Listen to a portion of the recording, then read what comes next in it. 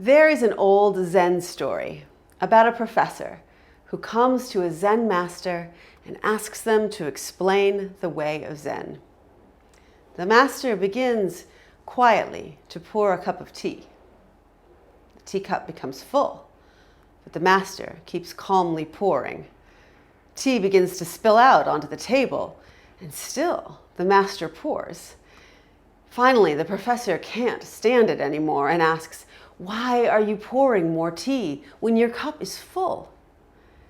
The master replies, "You are trying to understand Zen when your mind is full. First, you need to empty your mind of preconceptions. Then you can understand."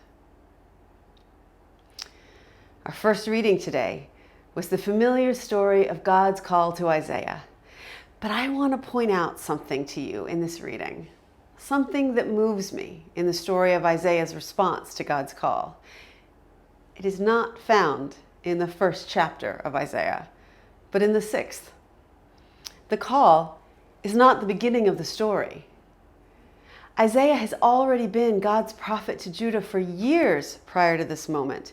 He has been doing the work of his calling, speaking to the people on behalf of God for some time. The text tells us that this event happened in the year that King Uzziah died. Uzziah had been king of Judah for 52 years. So in that moment of political change and turmoil, Isaiah has an experience of the divine that transforms him. Isaiah actually sees God in the temple, or possibly just the train of God's robe, surrounded by angelic beings with 6 wings who sing of God's holiness and the goodness of creation. In the presence of that vision, Isaiah is humbled. When Isaiah sees God and hears the seraphs sing, he knows himself to be a person of unclean lips, who lives among people of unclean lips. He has been sent to serve people as broken and suffering as he is. He's under no illusions. And yet, he's here in the temple. Somehow, this late in the game, he finds himself in the presence of the Holy Holy. Even though Isaiah is already a prophet and has been speaking words of very harsh judgment to the people of Judah about what God thinks of them right now, he knows he is one of those people on whom God's judgment is falling. He is humbled by this vision and cries out, "I am doomed." Some of you were present for my ordination last week and may remember the title of the sermon that Reverend Cansfield preached, Flaming. She used it as a metaphor for a way of being in the world, an admonition to me and to all of us to bring our full selves to the service of God, to be alive and visible, a little wild in the labor of our lives. The creatures in Isaiah's vision who are constantly praising God are the seraphs. Seraphs are creatures of fire. Seraph literally means burning one. So Isaiah, in this moment of humility, finds himself faced with a flaming angel, holding a burning ember from the altar with tongs. How hot does that ember need to be if a creature of fire can't hold it in its hand? And the seraph puts it to his lips and tells him that with this ritual, this burning, his guilt has departed. Only then, in his humility, his openness, his willing to be burned and to find healing in it, only then can Isaiah hear the voice of God. And it's odd. God's not really speaking to him. Isaiah sort of overhears God talking to the angels, I guess, wondering who God could send to the people. And it's Isaiah who responds, "Oh, me, send me, I'm here." There's something kind of adorable in that. Me, I'll go, like a child. Nicodemus comes to Jesus and calls him Rabbi. Here, too, the humility is evident. Jesus was an itinerant, essentially homeless preacher. He was very controversial. And Nicodemus was a local teacher, a person of some authority. But he calls Jesus Rabbi, teacher. And he asks him what feel like sincere questions. When he doesn't understand Jesus' answer, he asks more questions.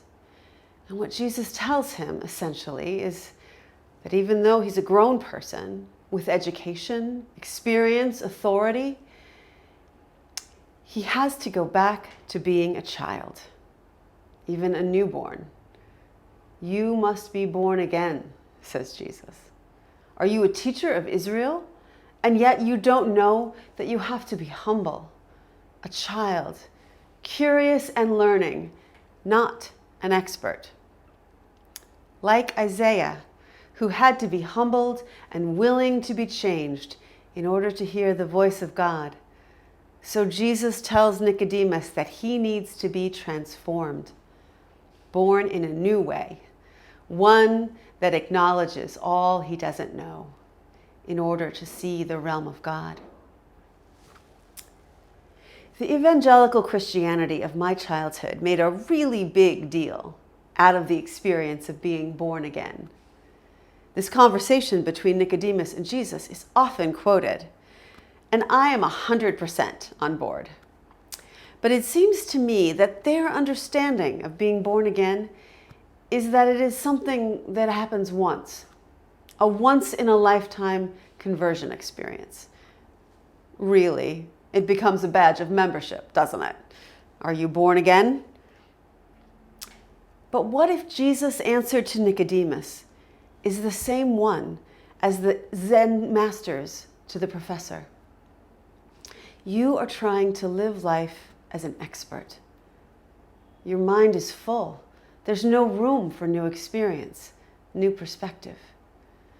You have to empty your mind of preconceptions, become as a little baby, start fresh, be born again and again. Be humbled in the presence of the holy.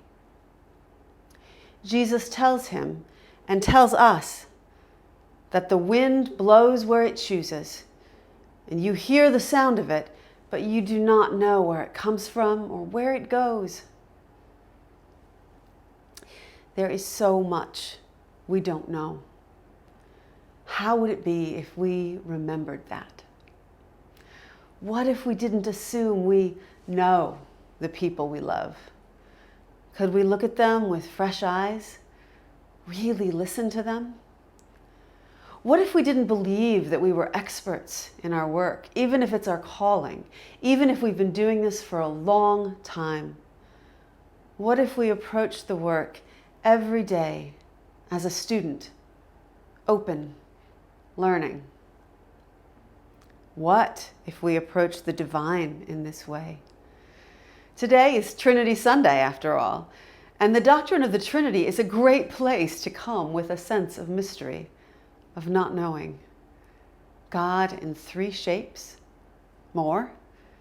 God as multiple, God as unnameable. So what would we make of this rebirth, revisioning, recalling? A fresh look, a beginner's mind, a childhood wonder, and a holy vision. If we accept our brokenness and also accept that we are not alone in our brokenness, if we accept the burning as healing, maybe then we will be ready to hear the voice of the divine again, calling us again today. As if we were children, overhearing the grown-ups, we hear the Spirit wonder, who will go? And we run in the room yelling, me, please pick me. Not once, for all time, not just the teachers, the ordained, but every one of us, every day, a born-again mind, a mind that is open and listening. Are we ready to be born again and again? Amen.